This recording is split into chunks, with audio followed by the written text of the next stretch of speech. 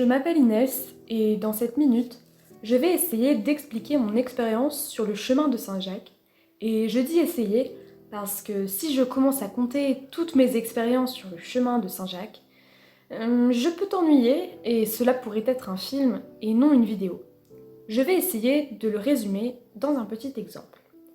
Une fois, en étant hospitalière sur le chemin de Saint-Jacques, dans une petite ville, dans ces villes où personne ne passe jamais, à moins que ce ne soient des pèlerins, ces villes tranquilles.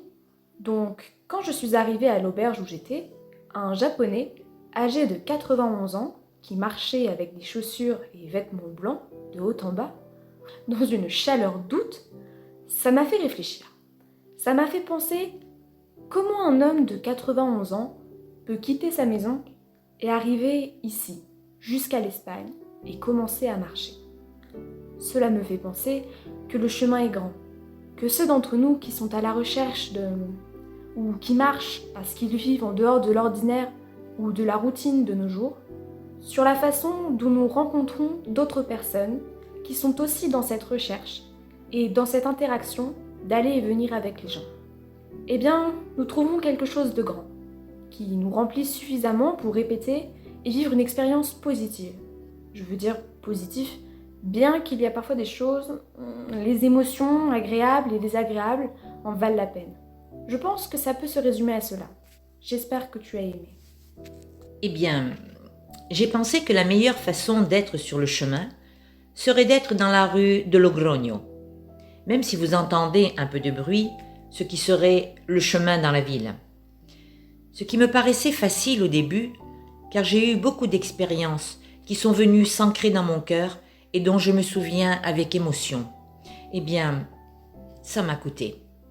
Alors, j'aimerais pouvoir dessiner un peu les personnes ou leurs qualités, ou celles qui me provoquent des sentiments ou des émotions, et faire un pot-pourri avec eux tous. D'accord ? Je me souviens donc, avec une affection et une émotion particulières, de la joie que m'ont apporté mes collègues hospitaliers et pèlerins lorsque j'ai dû marcher avec eux. La confiance.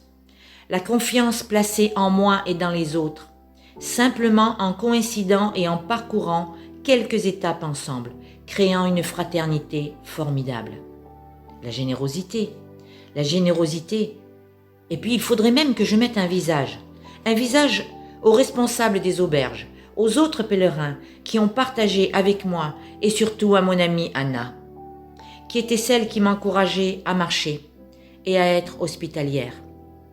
Je crois que je n'ai pas été assez reconnaissante envers elle. Je pourrais continuer, mais la vidéo serait très longue et ils m'ont demandé qu'elle soit d'1 minute et demie.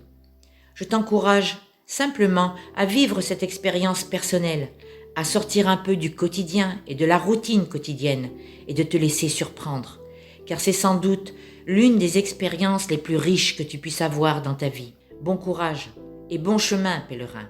Un bisou à tous.